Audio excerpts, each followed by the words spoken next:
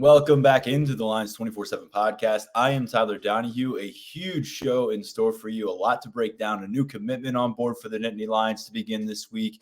A lot of feedback from the official visit weekend that just occurred. We have some takeaways from 7-on-7 and lineman camp action that we witnessed in recent days here in Happy Valley. We also have a lot of feedback from each of Penn State's new coordinators on offense, Andy Kotelnicki, on defense, Tom Allen, and on special teams, Justin Lustig. We're going to get into some of the feedback from them through their first 5-6 months on the job. And then we'll break down some commentary that we heard catching up from some of the longer standing position coaches on this roster, including cornerbacks coach Terry Smith and running backs coach Jaywan Sider. And I know people will be interested to hear in this. We have some feedback from a discussion with Marcus Hagan's wide receivers coach in his second year running that position room for Penn State. Obviously a microscope on that room going into the 2024 season. But we begin this episode, as I said, a lot going on in the recruiting world, including a pickup for Penn State's 2025 class. And help us break that all down, we bring in Tyler Calvaruso right now. Tyler is our resident recruiting insider. Hopefully you followed his coverage through these first few weeks of June.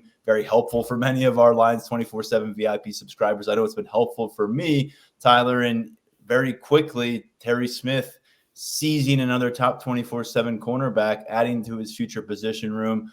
This week, it's Jahmir Joseph out of St. Joe's Regional in New Jersey, a guy that we've talked about for a while, the number 5 player in the state of New Jersey, number 212 overall in national rankings. And you factor in that they just got Dixon out of Southern California last Monday. It's a damn good back-to-back sequence coming out of these official visit weekends for the cornerback situation, for position coach Terry Smith, and for this 25 class. Yeah, Terry Smith just continuing to roll on the recruiting trail. If you take a look at the success rate or the hit rate on his top targets in recent cycles, I mean, it's up there. And this is just the latest example of that. Jahmir Joseph has been a top target for Penn State really since he was an underclassman. Wasn't around as much throughout his recruitment. A lot of that had to do with his schedule. He's a two-sports standout, plays basketball, really good basketball player for St. Joe's Montvale in North Jersey. And that kind of limited what he could do in terms of visits. But the communication between the two sides, it never died off. It was always right there where it needed to be. The relationships were always right there where it needed to be. St. Joe's is a place Penn State has recruited successfully in the past. Augie Hoffman is back in place as St. Joe's head coach. So all of that, just really a perfect storm here for Penn State to get Joseph on board coming off his official visit. He had one still on the schedule for South Carolina, decided to scrap it. Already saw Notre Dame and Stanford, but it was Penn State that put itself over the top with Joseph. So Darius Dixon, obviously a really big win last week and somebody that kind of surprised a lot of us in terms of his willingness to jump on board after his first trip to campus. But when we've talked about the cornerback position, really at any point here in 2024, Joseph has been a name that you've brought up, that we've bounced around here during our discussions. You talked about him being such a priority at this position, entering his official visit weekend. How key of an addition is this, not just for the cornerback room, but for goals overall in this 2025 class? Oh, it's huge because if you look at the way the cornerback board has come together for Terry Smith, Darius Dixon has always been a name up there. But when you think about the top targets that we've discussed throughout the cycle, especially from a regional perspective, it's always been Jahmir Joseph and Brandon Finny. And Finny going into the equation when Penn State offered in December. It's been those two for an extended period of time. And Penn State really just loves Joseph's upside and what he brings to the table. I mentioned the two-sport profile. That's something that always appeals to collegiate coaches. His athletic profile and upside is just – it's elite. That's what anyone that I've asked, hey, what kind of player or prospect do you guys think you're getting here? In Jahmir Joseph, elite is the word that has been tossed around. So I think that kind of tells the story of how highly Penn State views Joseph. And, you know, he's tough. He's a tough kid. He's strong in coverage. He's very fluid. He's a willing tackler when he has to help out and run support. He's just one of those guys. We talked about Darius Dixon being a Terry Smith kind of guy and a perfect fit for that cornerback depth chart. Jahmir Joseph might even be more of a fit with his skill set. You talked about the athleticism extending to basketball. He averaged about 15 points last year in the hardwood. When you look at his junior season on the football field, he was wreaking havoc. He had 7 forced turnovers. He had 4 interceptions and then 3 forced fumbles. Also blocked a couple kicks. So guy that got after it for St. Joe's last year during his junior season will have a bigger target on his back here going into his senior year. Listed about 6 foot, 185 pounds. Something we talked about so much with Dixon was this linebacker mentality and the physicality he was adding to the cornerback room. And we know one of the primary rules for Terry Smith in that position group is you need to be a willing tackler. You need to be a physical player at the cornerback spot. You can't just sit on an island and wait for passes to come your way. And when it comes to Joseph, though, it seems to be the overarching trait that people like to point to beyond that innate athleticism is his length, because that listing of 6 foot, 185 pounds probably doesn't tell the story enough in terms of what he'll be able to do, limiting some pass lanes. No, and I got the chance to see Joseph leading up to his junior season at Under Armour Next Camp in New Jersey. It feels like way back when at this point. But everything that we've talked about regarding Joseph's skill set and upside and what makes him such an intriguing prospect, it was on display that day. You see the length of the way he jams receivers off the line, just the way he moves in coverage down the field, going after the ball and attacking it. He uses his length to his advantage and to make plays in coverage. And, those are really two prerequisites if you're going to play cornerback for Terry Smith. You got to have some length to you. You got to have some wingspan. You got to have the ability to go up and make plays in coverage. And, hey, when it comes time to help out and run support, you better be ready to roll. And that's what Joseph has. So 3 cornerbacks now on board for Penn State's 2025 recruiting class. You've got Xavier Thomas out of Pittsburgh Central Catholic. That's a familiar program. You've got Mater Day out in Orange County producing a top 100 overall prospect in Darius Dixon, who joins this class. And then now certainly right there on our radar, next week, a commitment date has been set for Brandon Finny. You mentioned him, and for a while you have talked about him and Joseph as kind of a tandem near the top of that board, or at the top of the board at cornerback for Penn State. This is a position room filling up fast. What would the addition of Brandon Finny mean, and how much are the Nittany Lions truly ready to strike and be that choice next week? Well, first of all, no doubt that it'd be another big-time get. We mentioned Joseph as an elite prospect. Same word has been tossed around with Finny. Top-end speed, the length is there. He's just a guy Penn State really, really loves. And his stock overall as a prospect has just continuously been on the rise going back to the winter. When we saw him in Baltimore last month, he was one of, if not the best cornerbacks in attendance. And he's just everything he does in terms of his movement and his ability to cover. We saw it during one-on-ones. It's just standout. He's just one of those guys when you look at him and he looks the part and he delivers with production to back that up.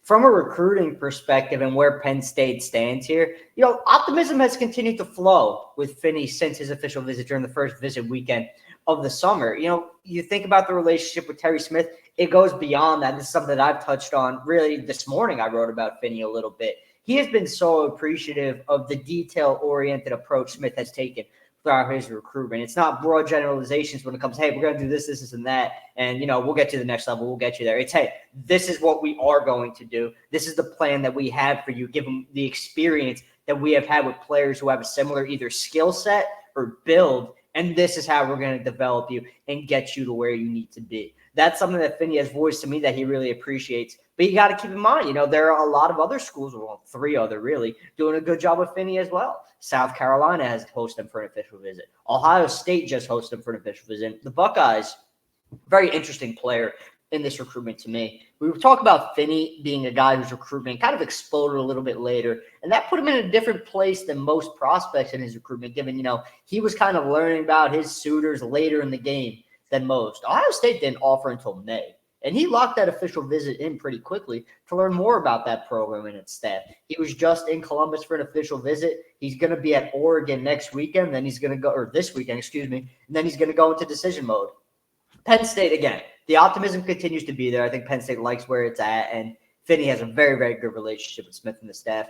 We have to see what has come of this Ohio State visit, and of course, we're going to have to monitor that Oregon visit. Oregon does well with DBs. It can be competitive in the NIL marketplace if that's what it comes down to. So there are a lot of moving parts here in Finny's recruitment. It's been a really, really intriguing one to cover, and a lot of that has to do with him being a little bit newer to the process than most elite cornerback prospects at this juncture.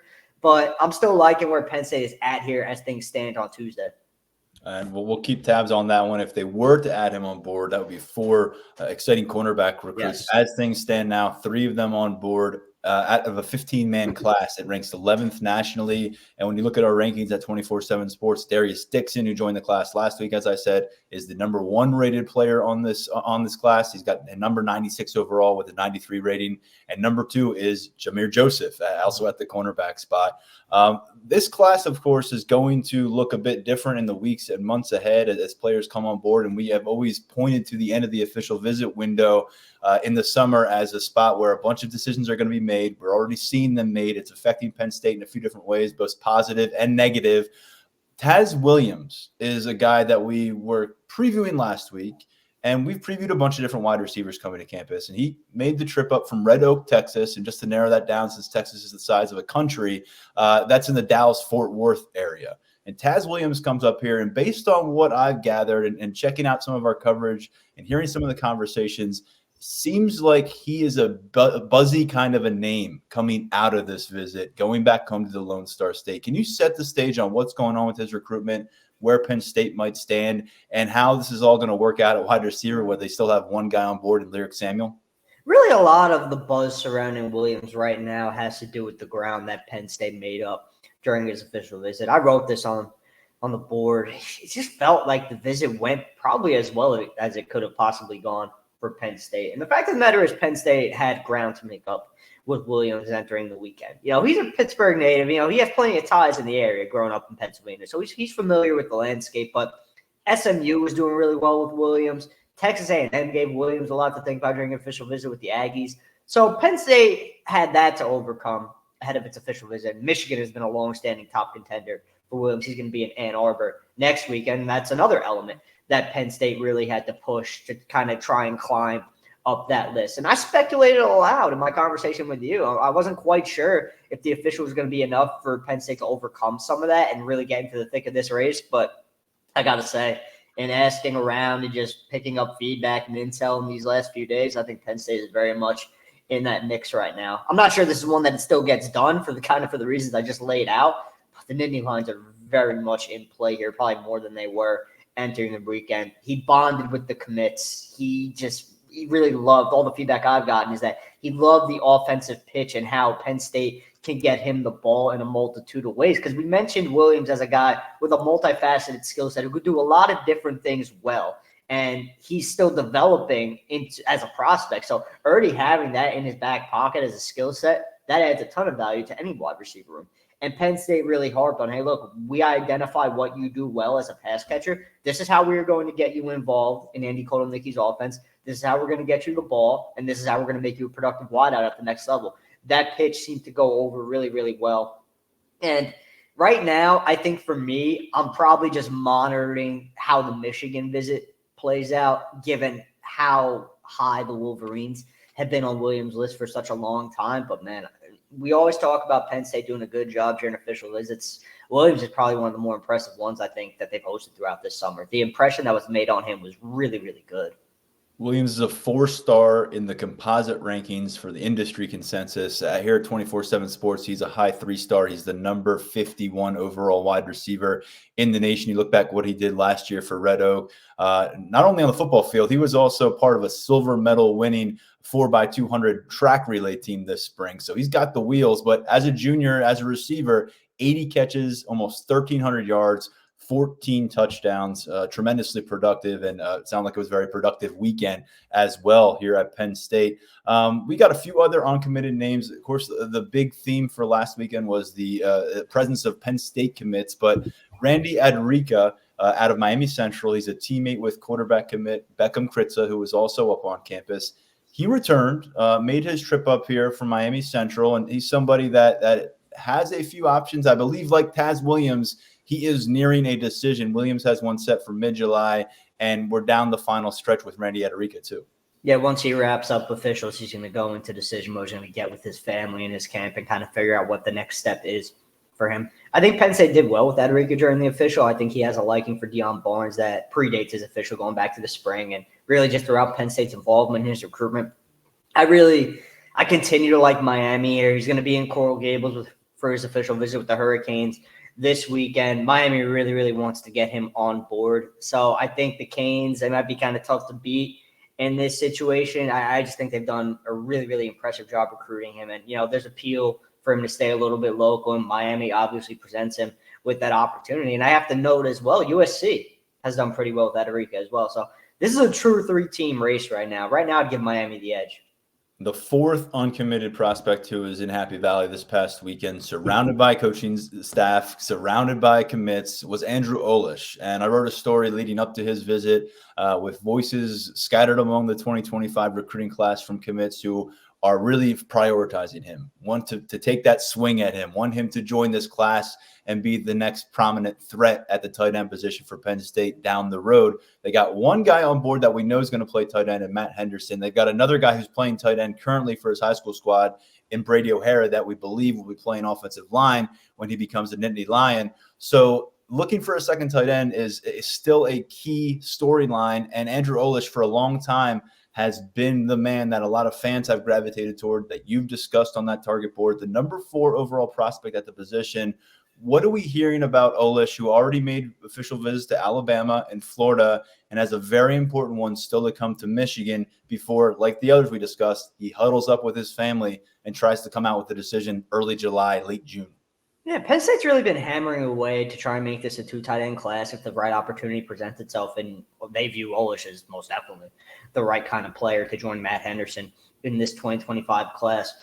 Penn State has plenty to sell Olish, and it laid that out during his official visit. Development. Look at what we've accomplished with tight ends recently. The ability to stay close to home. The relationships that he has with the Penn State staff, especially with Ty Howell. Those two are really tight. And Beckham Kritza was all over Olish this weekend, just like he was Taz Williams. He really laid it out that, look, what you're experiencing right now, this family vibe that you're feeling, you're not going to get this anywhere else. That was Kritza's message to Williams, and it was his message to Olish. He's going to head to Michigan now this weekend. And, Michigan, again, another recruitment where the Wolverines have done a really, really good job. And there are very good relationships in place between Olish, his family, and Ann Arbor. Michigan's academic reputation has picked up plenty of praise from Olish's mother. It's tough. I think it's a really tight race between Michigan and Penn State. For Olish, I give Michigan the edge entering the official visit, just kind of reading the room and kind of getting a feel for what could be going on there. I think Penn State did all it could with Olish over the weekend. We're going to have to see what comes of his Michigan official visit now. It's going to come down to that, because once that trip to Ann Arbor wraps, it shouldn't be too much longer while Olish is still on the board. You mentioned Beckham Kritza. You had a story up at Lions 24/7 of him kind of wearing that recruiting cap throughout the weekend, trying to expand this class. He's somebody that I think Penn State fans will be glad to know he is certainly pushing to maximize this class, doing no doubt about from it. a quarterback commit. And for somebody who's attending high school, about 1,000 miles away from here in Happy Valley, he's been here 3 times in the past 4 or 5 weeks for one thing or the next. And so he's been a really active presence. And elsewhere in that backfield, we had some things to maybe clear up in the last couple of weeks when you talk about a 3-man running back class. Alvin Henderson, Tyke Hayes, and then, of course, Keandre Barker, who's been on board for longer than either of them. These guys are different parts of the country. They've been on different campuses. There have been different threats, I guess you could call them, to Penn State standing with their recruitments. Where are we with this 3-man class coming out of their collective official visit? Barker's fine at this point. That got smoothed over leading into the official visit with the Arkansas buzz that was going around. Keandre Barker's locked in with Penn State. There's a lot of good vibes there coming off the official. He had a good time. Doesn't sound like there's too much concern with Tyke Hayes either, even though he popped up at Stanford. Sounds like things are good there. And then with Henderson, him being on campus was an opportunity for Jalen Sider and staff to further solidify things with him.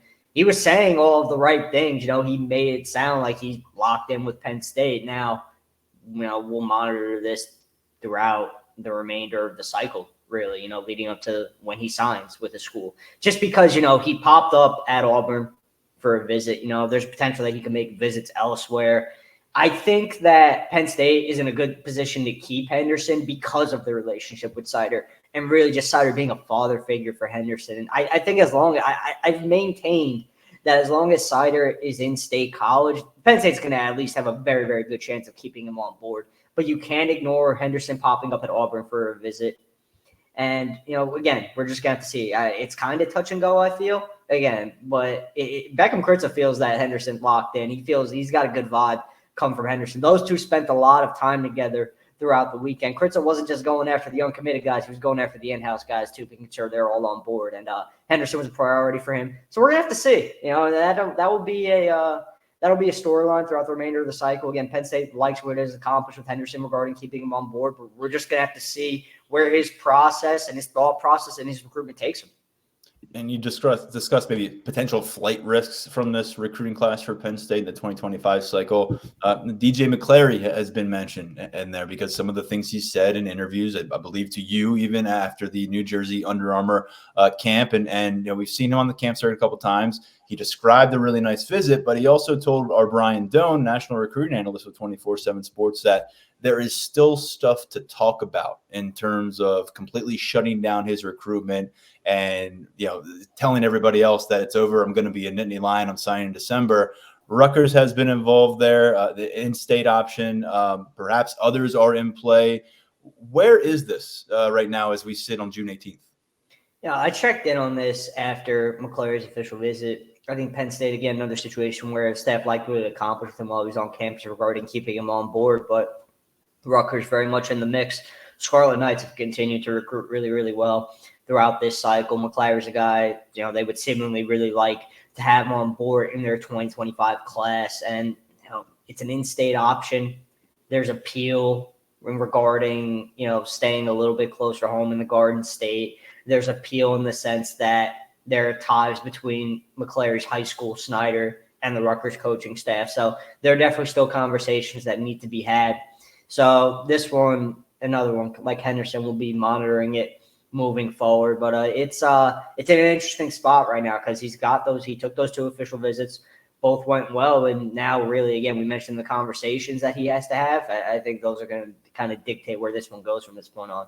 McClary considered the number 23 linebacker nationally. He's the number 6 player in the state of New Jersey, according to 24/7 Sports. And kind of working our way through what else has happened on the recruiting trail since we last got together for a podcast. There have been some notable commitments elsewhere as well. After we got through talking about Penn State's big addition this week in Joseph, there have been a few names discussed on this podcast that are now committed to other programs. And we'll kind of work our way through here. Josh Johnson is someone that you expressed a lot of confidence in last week, coming out of his official visit, tall, long cornerback, maybe grow into a safety down the road. He's going to Louisville. I mean, this one really, I think collectively kind of caused a little whiplash in Happy Valley. Yeah, I think it caught a lot of people by surprise. It was sounding like it was all Penn State for Johnson leading up to what was looking like it was going to be a decision during the weekend or at the earliest during the weekend, and his decision did not go Penn State's way. It went Louisville's way. This was one of those ones where you kind of just have to toss your hands up and you keep it moving. Everything pointed Penn State's way. Look at the Nittany Lions. We're going to get this one done. He's a name who was high on the board for Terry Smith. Penn State really liked his skill set. Felt Johnson was an underrated target, but just went a different direction. And I think, at the end of the day, Penn State's still in a good spot with its cornerback recruiting. So there's not like alarm bells going off inside of Lash right now because Johnson wound up at Louisville. But definitely one that looked like it was going to go Penn State's way. And it did. It's a loss for the Nittany Lions in that regard. But Joseph on board now. Still things going in the right direction for Penn State at corner. So Smith and the staff have rebounded quite nicely, I say. Like Johnson, Kanoa Winston made an official visit to campus this month. Unlike Johnson, felt like Kanoa Winston was maybe trending in another direction here in the Big Ten. That came to fruition late last week when he does indeed go public with a commitment to Michigan. A lot of ties here because he's been up the campus a ton, has been pursued for a while. He's got a cousin who's in the starting defensive lineup here for the Nittany Lions. How would you kind of assess this loss for the 2025 cycle? And you wrote about this. What does Penn State now counter it with in terms of safety recruiting? Didn't really catch me off guard. It kind of had the feeling of a Michigan win for a little bit heading into the summer. Michigan did really well with Winston during his official visit before he made it to Penn State. And Penn State had a lot going for it in Winston's recruitment at multiple different points where it looked like the Nittany Lions were going to be tough to beat. It's all the stuff that we really went in depth on, the relationship with Anthony Poindexter, how his cousin KJ has fared working directly with Poindexter in his development. And there, he had so much familiarity with the facilities and the campus and the staff. it just seemed like, there were multiple times where Penn State was in the best spot to get this one done. Michigan just came on really, really strong, and they wound up winning the recruitment. Where Penn State goes at safety from this point on, Jadon Blair is the big name that we're watching right now. He's going to be on campus for his official visit this week, and I think Penn State has some ground to make up there because he's had some really good trips to Notre Dame and Michigan. Those two are standing out to him right now, but Penn State has always been an option close to the top of Blair's list, and they're going to have the chance to kind of insert itself into his top group during the weekend. A couple other names at safety: Antonio Branch from Florida, Miami Northwestern standout. He has been high on Penn State since his official visit during the first weekend of the month. Nittany Lions are looking pretty good there right now. He's going to be at Louisville this weekend. Rashad Johnson, four-star, another Florida native who is high on Penn State's board, high in that pecking order for Poindexter and the staff. Called Penn State as number one coming out of his official visit with the Nittany Lions. Has been to Georgia since then. Sounds like the Dogs did a really good job with him. But again, you got to see how that Georgia safety board plays out. He's going to be at Texas A&M this weekend. I think everyone knows what the Aggies have going for them on the recruiting trail if they want to be competitive with a guy in the NIL space. And there's a lot of appeal elsewhere for Johnson. He has good relationships with the staff in College Station. So those two visits, the outcomes of those, we've been keeping a close eye on that. And then also visiting this weekend on the safety board is Braswell Thomas, New Jersey standout from South Jersey, Pleasantville High. Impressed the staff during that elite showcase camp earlier in the summer, locked in the official visit. Penn State loves Thomas. The reviews and the feedback on him has been overwhelmingly positive, and that's one where the Nittany Lions are in a pretty good spot. We're going to have to see how some things shake out, but Penn State's in a good spot there.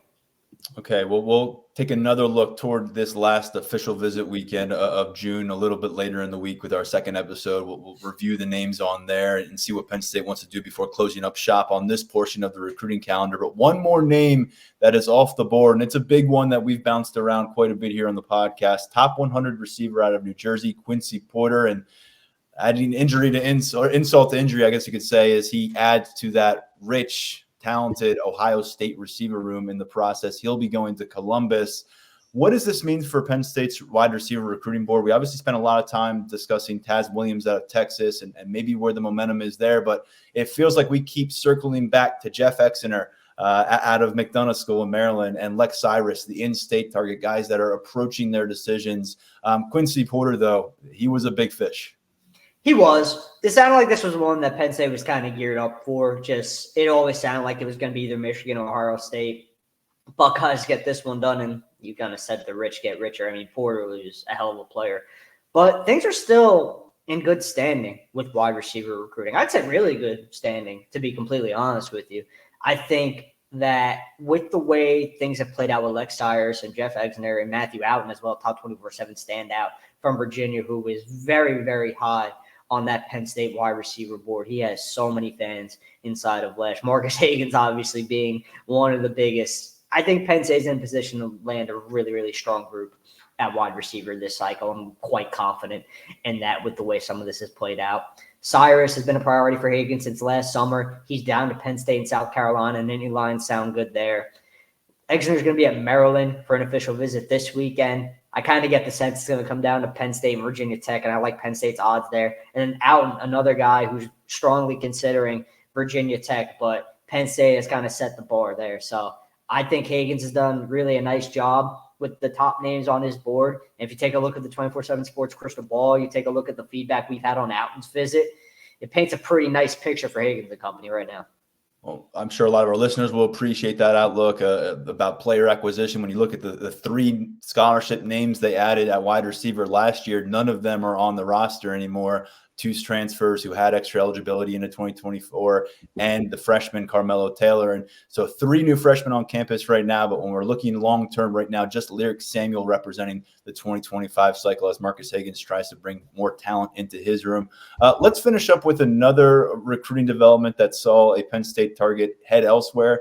This is for the 2026 cycle, and familiar quarterback name if you're a listener of the show, Dia Bell out of Florida has made the move. He'll be going to join the Texas Longhorns when he gets to college in 2026. So that is a significant development, Tyler, because he had visited Penn State, I believe, more than anybody over the last year. He was just here back in May.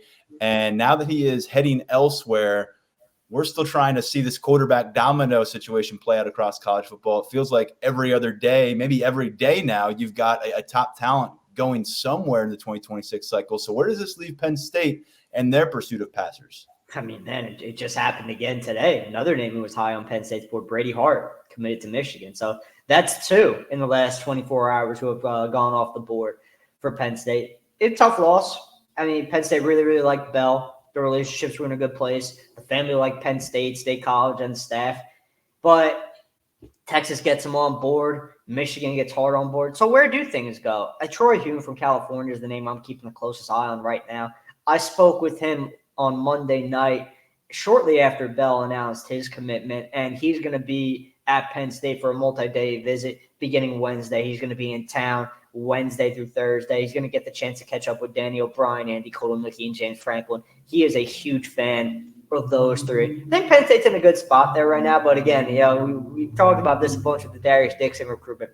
I'll still see it believe it when I see it with a California kid. But hey, look, this is not his first cross-country trip to Penn State. I think that is indicative of his interest. One note that with Hume that I do want to share is I think Clemson is very interesting in this recruitment beyond Penn State and the level of interest he has in the Nittany Lions. I think if Clemson offers, things could get kind of interesting there.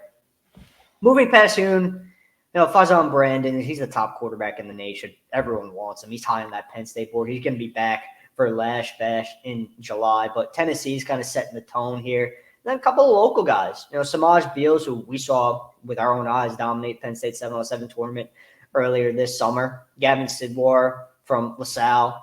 That's a name that the staff is keeping an eye on. So we're going to have to see where things go. But it's quarterback recruiting. It doesn't matter what cycle it is. The dominoes tend to fall a little bit earlier with signal callers. Guys want to lock up their spot. We're seeing that the elite of the elite in the 26 class, and that's having a direct impact on Penn State's efforts here early in the cycle. Yeah, this is about right in terms of the timeline for quarterbacks, for top-tier quarterbacks. You often don't see the heralded passers across the country get to their junior year of high school without a commitment. And they may change that commitment down the road. Offensive coordinators come and go, head coaches come and go, NIL opportunities fluctuate. So there's still a lot to learn about this quarterback class. Nothing's set in stone, but these are commitments that are going to impact Penn State's plan of action moving here in the next few weeks. Before we get to Daniel Gallen and start to dissect what we heard from Penn State's coordinators and some position coaches recently, I want to finish with you here, Tyler.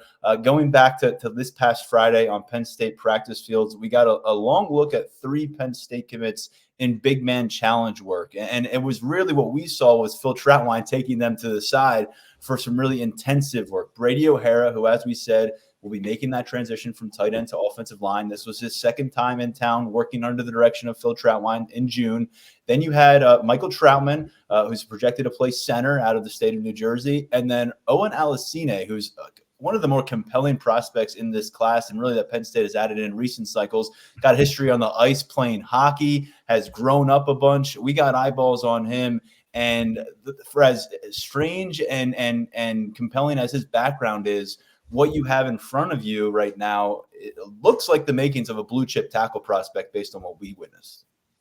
I think so. I think that's how I'm viewing him after this. I mentioned this to you when we had eyes on him on Friday. He doesn't look like a guy who is still newer to the sport and learning the position with the way he's moving. I think physically he's in a really good spot. He's probably in a better spot than Garrett Sexton was at this time last year. And before we talk about Alicine, man, getting eyes on Sexton this summer, the physical transformation is just – it is so impressive what he has been able to accomplish. And 300-pounder Garrett Sexton, as we were able to confirm over at team facilities. And just a reminder for folks out there, this was a 190-pound high school sophomore quarterback just a few years ago. It's a good 300 pounds too. It's not any loose weight. Like, he is jacked, man. So that was really impressive to see. But back to Alicine, just he moved so well. His pass sets looked really crisp. He took coaching really well, as did all 3 of Penn State's offensive line commits. I especially noticed that with Brady O'Hara, who's still getting comfortable drilling as an offensive lineman. I think getting used to everything. He was very receptive to Phil Trautwein's coaching, and I think that's definitely a positive for Penn State in his development. But with Alicine, I think he's going to be a guy for Penn State, man. The more I see him and just the size, the movement, the agility, it's all there. It's all where it needs to be. It wouldn't shock me, just going off my own observations if he winds up being a 4-star guy in the 2025 class. He's right on that cusp right now. I think he'd get to that point. I think this is another high-quality get for Phil Trotwood on that tackle. Another guy who fits what he's looking for, fits the profile, fits the mold, and he'll be able to coach him up quite easily, I think, because Elisine, like O'Hara, very, very receptive to anything Phil Trotwood has to send his way.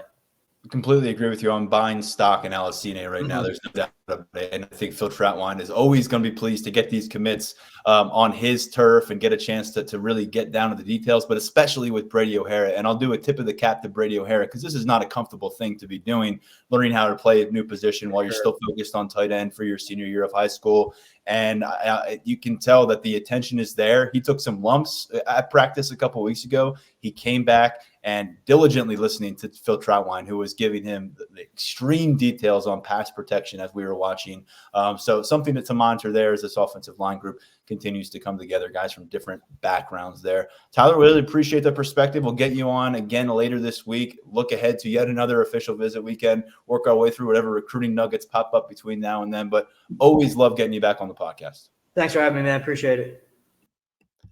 Let's switch gears now and go to another Lions 24/7 colleague and Daniel Gallen, who was also out at Penn State team facilities last Friday. And while there was the big man challenge brewing, and we just discussed that with Tyler Calvaruso getting looks at Penn State commits, there was also a massive 7-on-7 tournament. It was interrupted by some lightning and some rainstorms, and it was a bit of a hectic day. But by the end of it, Daniel had a really strong 7-on-7 tournament notebook. It was the second 7-on-7 tournament of June. There'll be another one this Friday before Penn State closes the books on that chapter. Daniel, welcome back to the podcast, and thanks for holding it out through the delays and everything for that tournament. Oh, no problem. I mean, it's summer in Happy Valley. There's going to be some weather, and so you budget that in a little bit. And I was glad we got to the end there, and that we were back out on the fields, and it ended up being a very fun and full day. You and I are going to break down a bunch from the Penn State coaching staff momentarily because we heard from a lot of them, including the new coordinators in town. But before we get there, I just want to kind of pick your brain on top takeaways from that 7-on-7 tournament. You had a commit involved there, Messiah Mickens, guy that we think is going to play running back here for Penn State, but he was doing a little bit of everything for Harrisburg with their 7-on-7 squad. We also had the younger brother of a Penn State freshman go out there and earn himself an offer. Take it wherever you want, but give us the full scope of what you think stood out. Yeah, I mean, I think we should start with Messiah Mickens. He was the only commit out there on the 7-on-7 fields. He was playing with Harrisburg, who was without their quarterback, Sean Lee Jr., who was on a visit to Pitt. He did some nice things last summer. And Mickens was also playing alongside Deontay Sheffy, the Syracuse commit, who began his career at State College High before transferring down to Harrisburg. This is my first time seeing Mickens in action outside of the one camp last summer that he came to. And I think that the first thing you notice is just how he looks physically. He looks very built, pretty imposing. He looks ready to run between the tackles. I was very impressed with him. I mean, this is someone we've been hearing about for a long time and someone who still has a little bit of a ways to go before they even get to campus. But for Mickens to be in that kind of physical shape, I thought was a pretty big positive, for him. We talk about it all the time. Running back along with like linebacker are two of the harder positions to evaluate when it comes to 7-on-7. And so, with Mickens, it was, a lot of stuff through the air. I thought he ran some good routes. He was able to get open across the middle, caught a couple touchdowns, and just kind of generally, was reliable for a Harrisburg team that has some other talent that I think we can get to in a couple minutes. And so I just came away very impressed with Mickens. I think that was kind of the one guy that I was kind of like, okay, I need to keep an eye on him through most of this day and kind of get that impression of him. I think that he has the potential to have a very nice year for Harrisburg, especially because he'll be sharing the ball with Sheffy. So he's going to keep that tread on the tire, which in the long-term outlook is another positive. Yeah, big lower body on this guy, someone that you could confuse for a linebacker, perhaps, in terms of how he's built out. And also somebody, and this goes back to last summer, seeing him in the camp circuit, a plus receiver for the position at running back, which they just signed a couple of those guys, brought them in as freshmen, and Corey Smith and Quentin Martin, guys that they think can do a lot versatility beyond just carrying the football down the field. So with Mickens in the fold, and with Mickens kind of checked off our list here, we should probably mention that Good Counsel did win this tournament. I probably should have mentioned that at the top. Up from Maryland, they ended up beating CD East of Pennsylvania in the final. Beyond that, though, what stood out to you? Who stood out to you during that Friday action? Yeah, one note on Good Counsel. I think Demarion Folks, their wide receiver, he's a 3-star recruit for 24/7 Sports. He's a Pitt commit. I think he was the best player that we saw out there on Friday, which comes on the heels of last year when Good Counsel was up. They played Gonzaga in the final of a tournament last year, and Folks had a couple really, really big catches. So he's just really good. He'd get the ball, and in 7-on-7, it's kind of hard to do a lot of things after the catch sometimes. But he was just getting free, making guys miss, and getting into the end zone on a consistent basis. Now, you teased earlier that we had a little brother get an offer. That would be Caleb Wosley, the 2028 incoming high school freshman at Imhotep Charter, the younger brother of Kenny Wosley, the incoming freshman cornerback for Penn State. He was someone that I didn't have him written down on our list going into camp, and just kind of looking through that Imhotep team, which is once again stacked with a lot of young talent. But I saw the younger Wosley out there and didn't have a name for him, but jotted down that number 35 looked, something about him. He was moving well, had good length. He had a nice interception early on. Then come to find out that it's a little brother of a D1 corner. So that seemed to track right there. I mean, that's going to be someone to know. And then, going through some of these names on Imhotep, 2026 wide receiver Zaire Pollard. He was physically imposing, did some really, was able to use some speed, get open. 2026 linebacker Charles Belzer, super imposing over the middle, just a really big, well-built linebacker. And then a host of 2027s. I thought quarterback Joey McCleash threw the ball really, really well, has a good arm on him. Imhotep wasn't afraid to throw it deep with him, and they had some pretty good results. 2027 wide receiver Kareem Hack, 2027 linebackers Ike Scott. He had a really nice interception where he tipped the ball to himself after getting his hand on it. And then another 2028, another incoming freshman, wide receiver Bayer Murphy. He's someone that was a really small, has a lot of growing to do, but was just always open in the end zone. Once Imhotep got down to the red zone, it just seemed like McLeish was able to find him with pretty easily. So I came away impressed with him as well. We know that this is a program that Penn State has put a lot of attention to. Keon Wiley is from Imhotep. We mentioned Kenny Wosley. Tyseer Denmark played his senior year there after beginning his career at Roman Catholic in Philadelphia. And so, whether or not these guys come to Penn State, Imhotep has done a nice job of sending guys everywhere. These are going to be, I think, factors on the Pennsylvania scene. And then the one last player I have written down was Elias Koch. He was a star last year, earned himself an offer after helping Harrisburg to a 7-on-7 title against State High, I believe. And once again, he was just making so many good contested catches in the corner of the end zone. Wasn't afraid to be physical, was playing both ways. He's someone where he's still projected out to the future, and you're still kind of in wait and see mode. Is he a wide receiver? Is he a tight end? What does that look like? But I think that right now he's just a really, really good football player. He's done some nice things for Harrisburg, with the pads on. He did some really nice things in 7-on-7. And, once again, he was another big part of, Harrisburg's wins on Friday. So he's someone else that it's going to be fun to track over these next couple of months and these next years ahead of his signing in December 2025. Yeah, I would toss safety into consideration too for his college career. He's a guy that just has a lot of ball skills. We've seen it on the 7-on-7 circuit. I think there's been some questions maybe about his straight line speed and how that transfers at the top level of Power 4 competition. But 20 plus offers for the rising junior out of Harrisburg, and plenty more of 7-on-7 coverage over at lions247.com. Check out our notebook from that event. Daniel put it together. Also have a notebook from the Big Man Challenge event that Tyler Calvaruso put together. And guess what? We'll get a chance to do this for a third consecutive Friday in just a matter of days, as Penn State will host another 7-on-7 tournament and Big Man Challenge. Daniel, let's turn our attention back to our latest trip over to Haluba Hall, where we had a chance to go inside those practice facilities and have the entire staff there for a brief window. And we bounced around, we put in some work, and we came to you on Thursday night with an episode breaking down some of what we heard from guys like Phil Troutwine, the offensive line coach, James Franklin, the head coach, Dion Barnes, the defensive line coach. But we did promise you that we pick back up on that conversation in the next episode. We're doing that now. And why don't you get us rolling with Tom Allen? He spent the last 7 years as a head coach in the Big Ten East within the same division as Penn State, leading Indiana. He got fired late last season, had an opportunity to kind of just sit around and fish and collect paychecks if he chose to do that. Instead, he wanted to jump back into it, talked about kind of regaining his passion as a defensive mind, as a linebackers coach.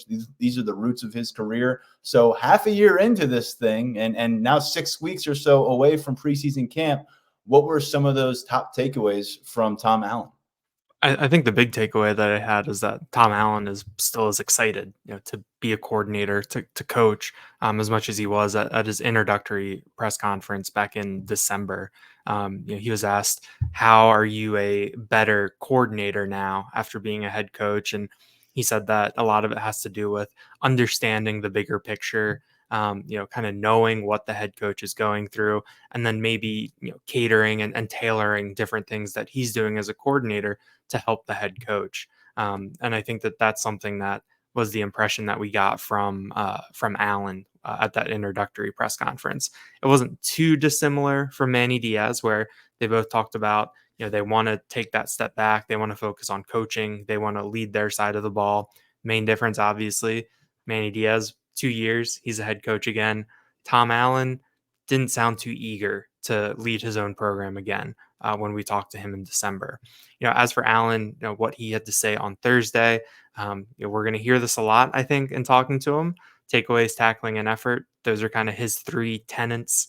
And I kind of heard that echoed a little bit in talking to Dion Barnes too. It was a little bit more tailored to defensive ends and a little bit more specific for what he wants to see from them. But it was kind of a similar mindset and everything. But Tom Allen talked about some interesting kind of big picture things. He talked about how Penn State will be facing some different offenses this year with those West Coast schools coming into the Big Ten. He said that they play things a little bit differently. He also pointed to changes within the conference. He brought up Wisconsin, moving away from what they had been for so long as kind of that, tough, hard-nosed, ground and pound team, and into more of an air raid setup now. And he said that that's where some of the tweaks that they've made on defense, especially that lion position, that nickel safety linebacker, whatever you want to call it, hybrid, that Tom Allen thinks having that in their defense can help Penn State adjust and be ready for whatever these other offenses throw at them. He echoed a couple things that we heard from spring. He was asked kind of open-ended, who are guys that aren't returning starters that he's been impressed with. The first name he mentioned, cornerback Davian Collins, who I think from the time that I think it was Jalen Kimber first mentioned him and back in March or April to now, has really picked up some juice. And then Tony Rojas, who we've heard a ton about, and then Zachy Wheatley. I think that all 3 of those guys, we could see them, not necessarily being starters, but maybe playing starter reps based on how rotations and whatnot work out. Talking about Rojas, he said that he's gotten stronger, hasn't sacrificed his speed. And the most interesting thing with Rojas, I think dovetails a little bit with what you heard from Chuck Losey, was that Tom Allen said that Rojas has stronger hold each other accountable skills than most young players do. And so it sounds like in that linebacker room which Allen called special and seems very excited about. That Rojas has done a good job of, being a voice, holding guys accountable, which I thought was really, really interesting. There's a ton more from Allen. He had a couple of really good sound bites, like a couple of really good quotables in there that we have up on Lines 24/7. But I think those are kind of the key points that I think stood out to me in listening back to him. Yeah, and with Rojas, if you missed our last episode, Chuck Losey, the strength coach for Penn State, said that not only has Rojas, in his second year on campus, mind you, become a voice within that linebacker group, he has become one of the key voices for this defensive roster. So you're talking about 50-plus dudes. Many of them are 22, 23. Some of them are 24 years old. And so for Tony Rojas to be someone that people are gravitating toward before he's really had a chance to sprint onto the field as an established starter and someone who's productive, I think it speaks volumes about where his character is and what he really is going to mean to this team when they hit the field August 31st, West Virginia. I think the launch pad is set for him, Daniel, to really skyrocket to national stardom this year as a sophomore. And then don't worry, regarding that juice on Idavian Collins, I got another serving of it coming up for us from when we get into Terry Smith's commentary at the cornerback room in just a moment. I am wondering, did Tom Allen have much to share regarding Abdul Carter, or did we kind of address that with the Deion Barnes commentary last week? I think we mostly addressed it with Deion Barnes. He wasn't directly asked about Abdul Carter, but I think one thing that kind of along those lines that it was interesting to hear from Tom Allen was that he was asked about like the depth that Penn State has, because that's kind of what we've been talking about a little bit and kind of an undertone with some of the things Tom Allen is doing, where like, he's going to have more talent. He's going to have more quality here than he ever had when he was at Indiana. And he was asked about that. And, he said that he's excited about it, that he feels like a lot of these guys have the chance to be special because he said they're more talented in their raw states than some of the players that he had at Indiana. But it comes down to buy-in. He says that he asks them, what do you want? How hard are you willing to work for it? What are you willing to sacrifice? And that's kind of what Allen views as the delineation between, someone like he had at Indiana who, was maybe like a 3-star, but became an All-American, versus having someone come in and be like a high 4-star and what they're able to do. I know very much like Tom Allen, Andy Kotelnicki, when you talk about roster talent and just kind of baseline player goods around you, he's at a different level than he's ever worked with, coming from Buffalo to Kansas and now to Penn State with the blue chip level talent across some different position rooms. And he also, I think, is becoming increasingly aware of the attention and the hyperfixation on Penn State football from the fan base and from this community. It says it's a little bit different than anything he's experienced. He did make a joke. He said, they're pretty diehard. I didn't call a play yet, and they told me I suck. He followed up and said, I'm teasing, of course, but that gives you a little window into Andy Kotelnicki. He's quick to throw a joke out there. He's got a lot of enthusiasm, and something we heard from James Franklin late last week was about the morale of the offense and how it has improved, along with where he feels things are trending from a schematic standpoint. And you can pick up on that from Andy Kotelnicki himself and just speaking with other people. But he talked about the most important thing is not necessarily what kind of offense you're running. It's that everybody is on the same page and bought into that particular offense. And it seems like they are in a good spot there. We heard a lot about an enhanced level of fight from this unit against the defense and just generally speaking during spring practices. And a lot of this is going to start, and a lot of these conversations have started this offseason with junior quarterback Drew Aller. And Andy Kotelnicki had a chance to give the latest of his evolving impression of the junior. And he said, it goes back to what I told you guys, back in the start of spring ball. It's an overlooked thing, but he says that Drew Aller has an insatiable hunger to improve. And so they are seeing him make intentional steps in several different areas. He says, obviously, he's a great thrower. The prospect profile is what it is, but he says what he's been able to see him, kind of become for teammates, asking questions, engaging with his teammates, making sure that people are on the same page rather than assuming that people are on the same page, has really displayed a level of growth in Drew Aller that he's witnessed. Now, remember, he's kind of working, he's playing catch up with Drew Aller. He didn't recruit him to campus as the 5-star. He didn't get to see him in action as a freshman and didn't get to work him through his first year as a starter.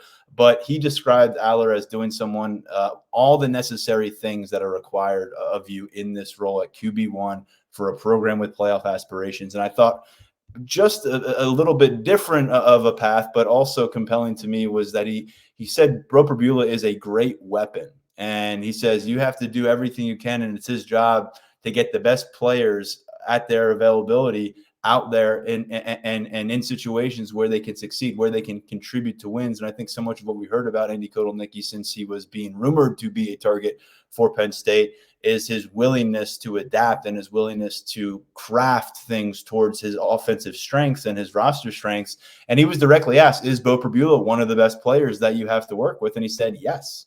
Now, he also went on to talk about his athleticism and his speed and his strength. And we didn't hear a lot from Kotelnicki on Bo Perbula's passing abilities, which is still kind of the elephant in the room there. We haven't had a chance to see that from Bo during his career at Penn State for the most part. Been a lot of running, a lot of relying on the athleticism. But I thought that was pretty interesting that Kotelnicki didn't shy away from, kind of labeling Bo Perbula as one of the best players at his disposal on offense. And additionally, said Grunkemeyer has come a long way. The top 24/7 prospect who enrolled in January ended up taking on more reps than he probably anticipated because Jackson Smolik was sidelined for a bunch of the spring practices. And now, nearing preseason camp, he's going to get a shot as a true freshman to, push for that QB3 job. And Andy Kotelnicki described it as a bit night and day in terms of his awareness of the playbook, his ability to go out and execute, versus where he was when they first got into that quarterback room. So I think they've been very pleased with the progression from the freshman quarterback. And probably the most fascinating thing from James Franklin and Andy Kotelnicki has been teases about this running back usage. Not only that they want to make sure that Nick Singleton and Katron Allen are being fed the ball with consistency and in key moments. And that's an area that you and I spotlighted several times last year. It's kind of lacking, it would seem. And James Franklin appeared to agree with us based on some of his comments last week. The way Andy Kotelnicki says, he wants to diversify themselves, Katron Allen and Nick Singleton. Rather than being somebody who can just take a handoff from a quarterback, they want to be able to utilize these guys in different spots, be able to trust them for creative ways to get them touches and targets. And so Jaywan Sider, who we'll get to in a moment, also kind of piggybacked off that and discussed the way that Nick Singleton and Katron Allen can really impact games as receivers. And based on what we've heard from Nick and Katron, based on what we've heard from this coaching staff, I mean, it doesn't take much peeling back the curtain to understand that in this offense, those two running backs, and I think we probably have to spotlight Quentin Martin as well because they think he can be an elite receiver out of the backfield. There is going to be a emphasis, and I think we'll pick up on it week 1 against West Virginia to get the ball in the hands of these guys and maximize what you have left with them in a Nittany Lions uniform. And I think that's exciting to hear, and that's exactly what Andy Kotelnicki should be doing when you think about tailoring this offense to the strengths. We know the strengths. We have some questions in some other areas, but what you've got in those two packs. And Jaywan Sider feels very confident that those two are ready to go out, maybe re-surprise some people. I think that Sider feels like probably how the year went for Nick Singleton, how the year went for the Penn State offense overall. They're in a little bit of a sleeper position when they should not be, considering what they've already accomplished together at the college level. Definitely. I got that impression going through what you had from Kotelnicki and Sider in there. It is kind of crazy to think about Nick Singleton and Katron Allen being a little underrated at this point, especially when you think back to what they did. I mean, I think about the Auburn game a lot 2 years ago when they really broke out onto the national scene. But, in terms of Kotelnicki, going off of what we heard from Ty Howell a little bit last week, it just sounds like that. It really is like, all right, we're going to figure out which guys can help, how they can help, what they do well. And then, we're going to figure that out. We're going to use that guy. I think Ty Howell kind of phrased it as, if you have one guy that can run the dig really well, they're going to figure out how to utilize that. And so I'm really curious to see with Kotelnicki how all of these different pieces come together, how they, maybe mix guys in who, maybe have incomplete games, but can do certain things really well. And let me just go back and circle back to what Franklin said regarding those running backs and really just the usage, because he did say he thinks that the running backs have a chance to reap the rewards in a lot of different ways if this offense can click, especially if you can get some explosive plays from the pass game. But Franklin said this, and I thought this was maybe one of the more sharper criticisms of where the offense was the last couple of years we've heard in a public setting. He said, quote, the other thing that I'm adamant about was the challenging and problematic the last couple of years on the emphasis of getting the ball into your best players' hands. You've got to be able to do that as a play caller, and that was a big part of this interview process with Andy. And obviously he's trying to keep the focus on Andy Frank, but I think that's also placing some spotlight on some shortcomings that occurred in the most recent offensive coordinator era. And Andy Kotelnicki seems kind of to be on the opposite end of the pendulum in terms of utilizing this roster based on his track record. He's going to have to do it now as a Penn State Nittany Lions coach, but that's where the line of thinking is right now with him. We got one other new coordinator on campus, and he's going to get a lot less attention than the other two, but Justin Lustig leading the way at special teams. I don't know how much more there was to kind of catch up with him. We got him at the tail end of spring ball. He gave us kind of the rundown on the three-way kicker competition. He told us that Caden Saunders was back in the driver's seat as a punt returner. Anything that we need to share on this episode as you worked your way through the Lustig audio? I think the first thing that stood out is that he's been on the job for about 6 months now, and he just had very, very glowing things to say about being a part of this program, about working for Franklin, about all the other assistant coaches on staff. I think he talked about it a little bit in his introductory news conference, where he is a Pennsylvania guy, spent a lot of years playing, coaching, working in the state, and so he's pretty familiar with Penn State, and he just still seems very excited and grateful to be a part of it.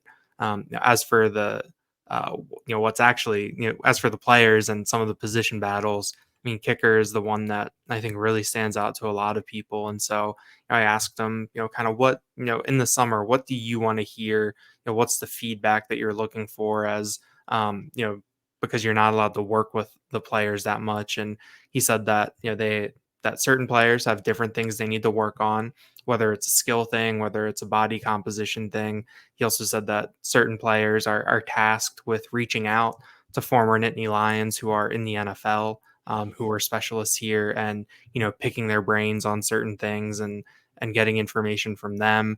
And then one thing he said is that that they're just kind of looking to see, are these players doing what they're being asked to do? That's something that goes into this too. Are they completing these tasks? Are they going through their workouts?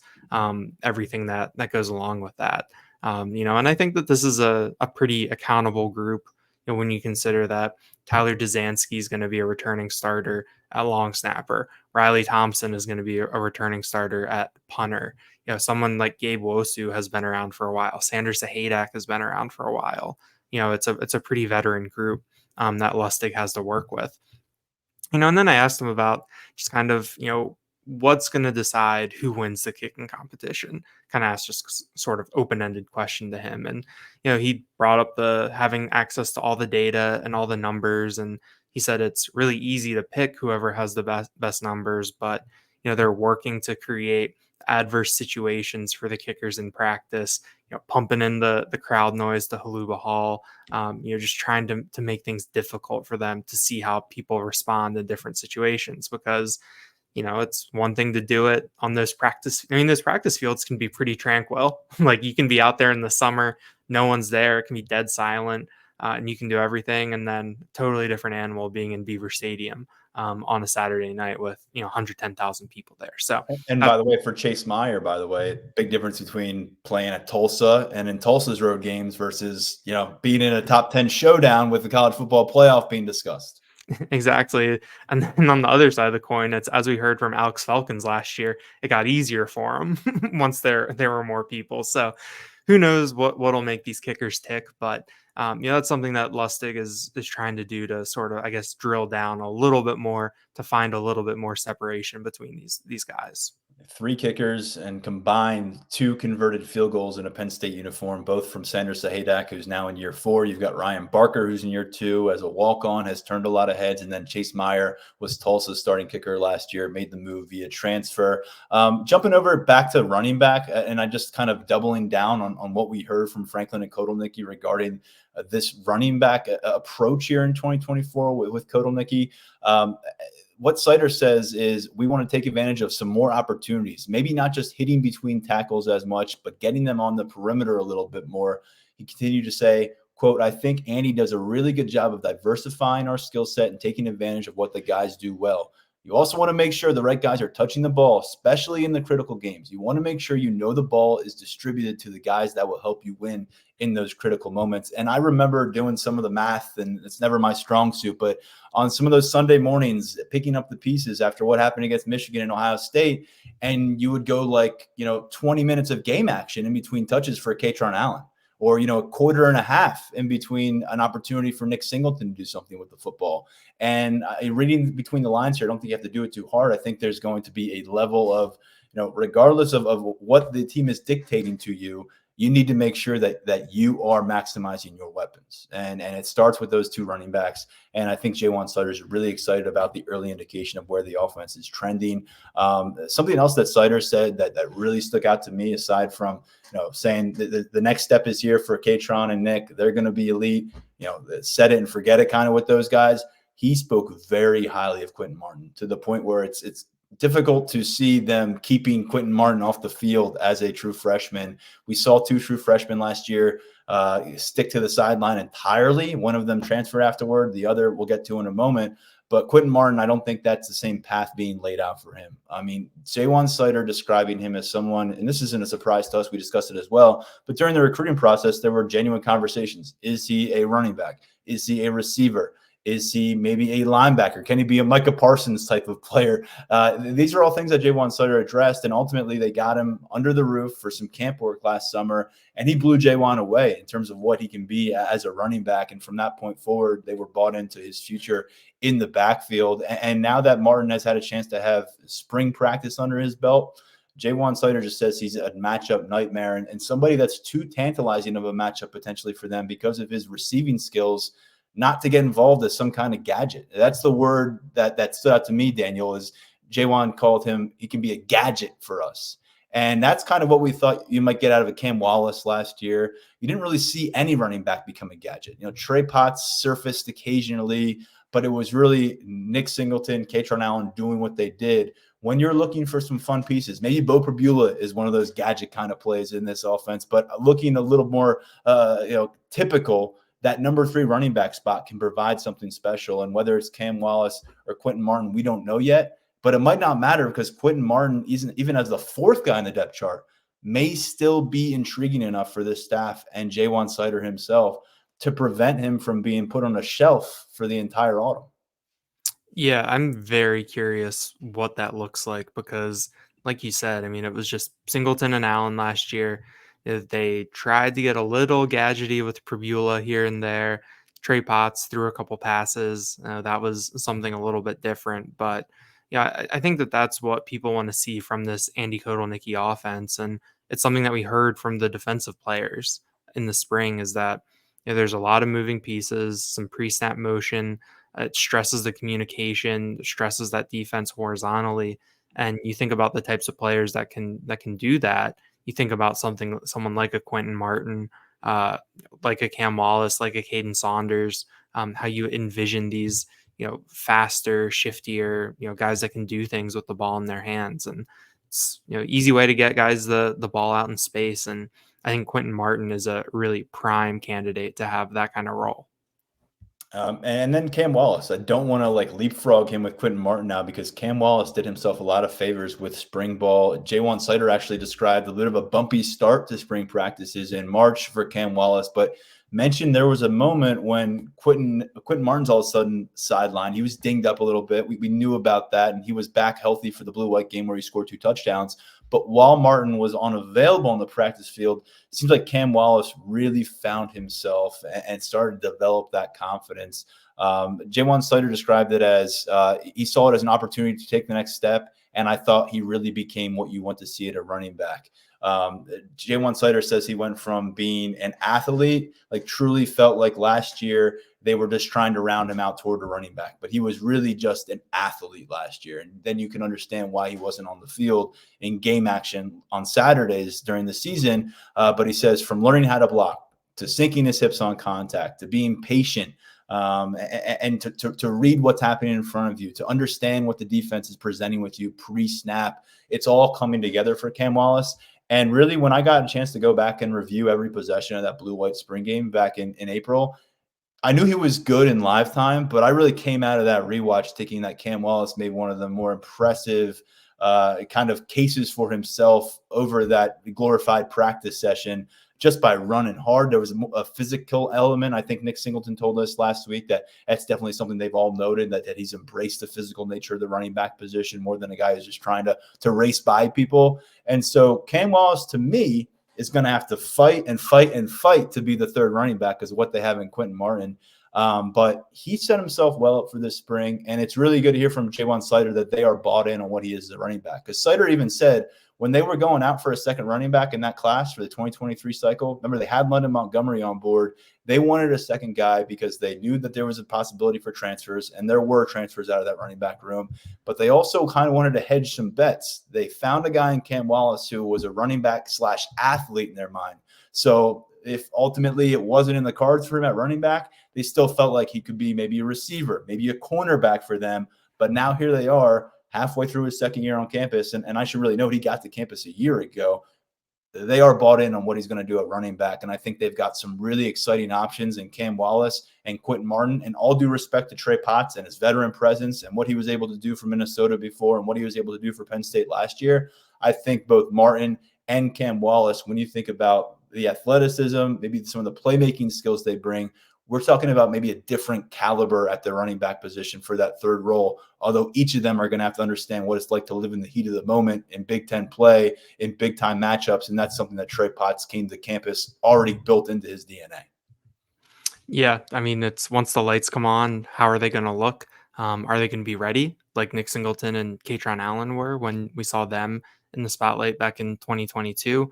Or is it going to take a little bit to get into? I mean, I think that you kind of build in the growing pains with your expectations, but I think that the excitement around both of these guys seems really warranted. And, I'm excited to see Cam Wallace, out there having this development in the program for a year now, refining those skills and getting an opportunity to really play a lot. I think that's going to be cool to see. And I think that he's maybe one of the more, I guess, kind of unknown commodities on the roster, given what his high school background was. But there's been good feedback, and I think that he's someone who can have an important role this year. From rural Georgia, played quarterback, played all over the place for his team, and now here he is competing to be Penn State's third running back. And as we discussed, if you're third running back here in 2024, it could be really good for you in 2025 when we think Nick Singleton and Katron Allen will be wearing NFL uniforms.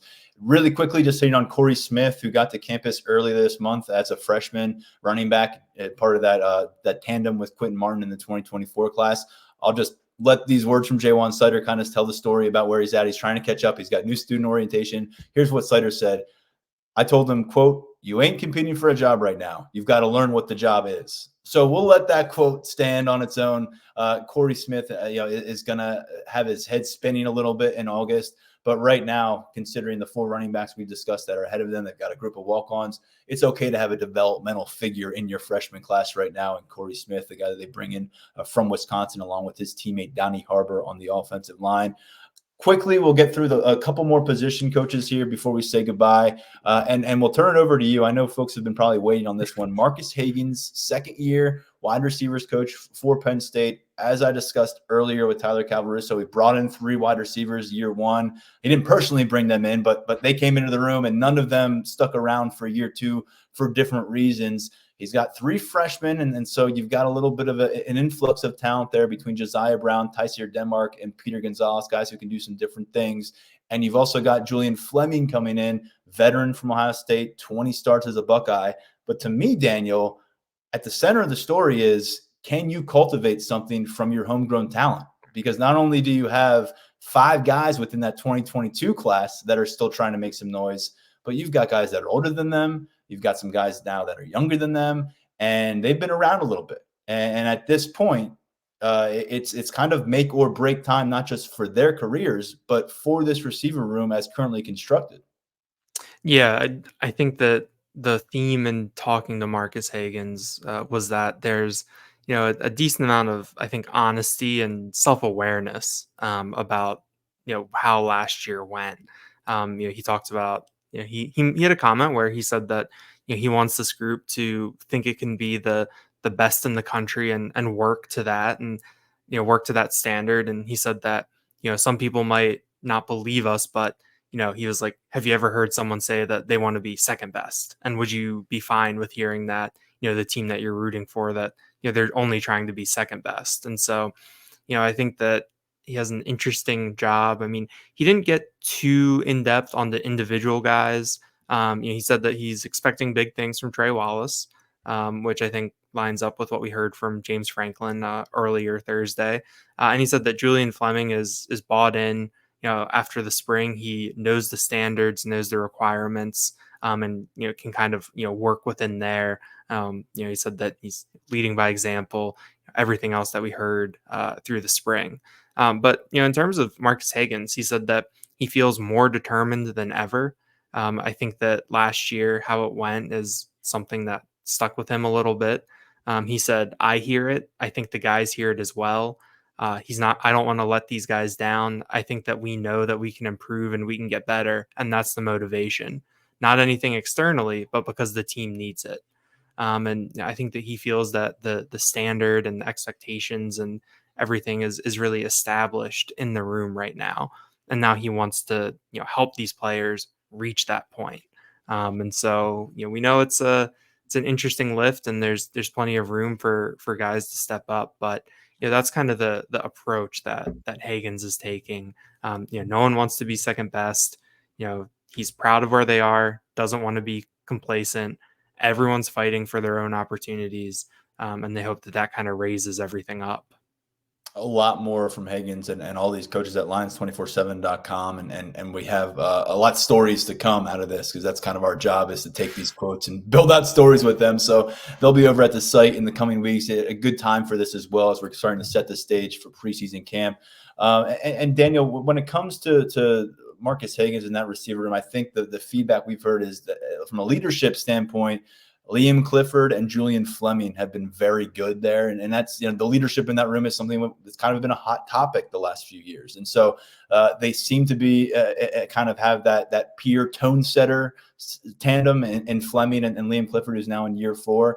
And then, everything you hear about Harrison Wallace is he can be the number one. Just got to get out there and do it and for a consistent stretch. But so much to learn about this, and we will hit on the wide receiver room a bunch. I'm going to finish in a position room that we discussed earlier, cornerback room. Heard from Terry Smith. Not a lot of secrets in this room. The one secret that got out in the spring was Davian Collins, someone who made the move from Mississippi State last year after his freshman season. And as a redshirt freshman last year, barely was a blip on the radar for Penn State defensively, saw some special teams work. And then by the end of spring ball, Terry Smith, and he doubled down on that this month. He said that he had the best spring of anyone in that cornerback room. And he told us just this past weekend that he's in the mix to be a starter at cornerback. And so Davian Collins' hype is real. He said, quote, AC had the best spring of anybody. And that's what he told us back in April as well. An interesting note here, I'd always been curious on this. They didn't recruit Davian Collins out of high school, but Terry Smith said there was a mutual family friend that connected them and helped streamline their process. And just felt like this guy was like, oh, Penn State's interested, to, oh, he's on campus now. It happened really fast, and there wasn't a lot of backstory. So some context there from Terry Smith. Also regarding Jalen Kimber, a transfer addition this year, who was a starter for Florida last year, and also before that was at Georgia. He said, quote, a lot tougher than I anticipated. I thought we were going to have to do some rough and tough drills with him. And then he said, Kimber is close to off the charts with football smarts. So he lauded his intelligence. He said he's way tougher than he anticipated coming to campus. And then regarding his transition from Florida, because you reviewed the film last year, and wasn't really a pretty sight for Florida's defense at large, and Jalen Kimber's involved out there, so you got to wear some of that stink on yourself as well. Terry Smith says, quote, "We'll be able to motivate him better than they did." So that's certainly something that they feel they've got an edge to get Jalen Kimber playing at a different level now to finish out his college career than perhaps he was the last couple of SEC spots, most notably getting a lot of run with the Gators. AJ Harris, former five-star, made the move from Georgia this offseason. Terry Smith says he brings a work ethic. He was a five-star for a reason. Also said he brings an uplifting spirit and swagger to the room that the room needs. And we saw that a bit in the blue-white game. I think he may have been the most impressive defender on either side of blue or white that day in Beaver Stadium. A.J. Harris brought a lot of energy early, some hard hits in the open field, some nice pass coverage moments as well. He says that both those transfers finished out their spring ball super strong. And he did, once again, tell us, second time this year, Terry Smith saying this room at cornerback is as deep as he can recall. And you're talking about a room that lost 3 all-conference performers last year in Kalen King, Johnny Dixon, and Daquan Hardy. You had about 1,500 total snaps. He mentioned several in the mix to start, along with Davian Collins. He said A.J. Harris, Jalen Kimber, Cam Miller, Zion Tracy, and Elliott Washington, all right there to be first-team guys going into the preseason camp. So a lot of competition, which is the way he wants it. And then a name that surfaced here from the conversation with Terry Smith in team facilities a few days back, Colin Dinkins. Don't just dismiss him as the younger brother of Khalil Dinkins. He is the younger brother of Khalil Dinkins, who's the tight end for Penn State, but he also is an ascending figure to maybe fill some of that lion role. Jalen Reed, it sounds like, from Tom Allen, from Terry Smith himself, is the man right now at that line role. And by the way, Terry Smith said it's just nickel. It's really just the nickel position. So it was nice to hear that from a Penn State coach. But when you look at that spot, Colin Dinkins, according to Terry Smith, could be the second man up there, which is saying a lot for someone who joined the program as a walk-on a few years ago and is all of a sudden impressing in the blue-white game in that line role, played a bunch of it. So he's right in that mix there. Cam Miller, Zion Tracy could also be there from the cornerback room. Tyrese Mills, Terry Smith pointed to as well, who's kind of been stuck in between safety and linebacker for that line role. But I just thought that was interesting as Penn State moves forward with this new look. And Terry Smith seemed to think that with a 4-2-5 kind of base and working off that with a line roll where you have a fifth defensive back on the field working along those linebackers, it's just going to give them more range and a built-in coverage option as you face teams that are going to try to stretch you and get guys in space more. So get used to it, Penn State fans. You're not going to see a traditional 3 linebacker look. You're going to see 2 linebackers with consistency, and the guys we expect to see the most of are Kobe King and Tony Rojas. But coming off this conversation, don't rule out, just a few years removed from being a walk-on here, Colin Dinkins stepping up in that line position. So another cornerback name to know. Daniel, I think we've worked our way through as much as we possibly can without pushing this towards a 2-hour show. But we wanted to finish out with a note that Penn State has completed its freshman class. Terry Smith's cornerback room adds another good talent. Kenny Wosley, you talked about his younger brother, Caleb Wosley, getting the offer during that 7-on-7 tournament. He's out of Imhotep. Along with Tyser Denmark, they round out the freshman class this past week. We heard from Mosley himself that he was going to be moving into campus this past weekend, getting settled in, and he's somebody that the staff really thinks brings flexibility to the cornerback position. They think he's got a really good feel for how to play slot coverage at the cornerback spot, and they also think he's somebody that will pull other teammates forward with him and kind of has that captain makeup moving forward as well. So what is the cornerback room looking like? They lost Dixon, they lost King, they lost Hardy. They had Lamont Payne go over to safety after his first year on campus. And then they added 5 cornerbacks to the room this year. And Kenny Wosley, the other freshman, Antoine Belgrave-Shorter, and John Mitchell. And then the transfers, A.J. Harris and Jalen Kimber. Daniel, anything to tease out as we finish off our transcription missions with some of these coaching conversations and then start to turn these things into content for Lions247.com? Now, I would just say, we have a VIP thread going on the board with all of our quotes and everything there. So, go check that out, and then we'll take some of that stuff as we go on and put into a broader context, put multiple voices in on certain topics, and have a lot of stuff for everyone to read on the site. Yeah, just another opportunity to wrap our heads around this 2024 Nittany Lions squad just a bit more as we gear up for kickoff. We're just 70 days out as of today from Penn State heading down to Morgantown facing West Virginia. I'm sorry, 74 days out. Javen Williams switched numbers, and I was picturing Williams being the guy in our countdown over at Lions247.com. He's now wearing 74 instead of 70. That's going to do it for this episode. Daniel, always appreciate the perspective. Been fun working with you over at Penn State team facilities a lot in the month of June, and we'll do it again soon. Thanks, Tyler. Great stuff from Daniel. As always, before him, we had Tyler Calvaruso breaking down the recruiting landscape for the Nittany Lions. We'll be back with another episode later this week. We'll take a look toward the upcoming weekend. More official visitors coming to campus, more prospects coming to work with Penn State coaches. And oh, by the way, we're going to take a look toward one of Penn State's more intriguing opponents on the 2024 schedule. Get to learn a little bit more about them on our next episode as well. For now, stepping aside, I am Tyler Donahue. This has been the Lions 24/7 podcast.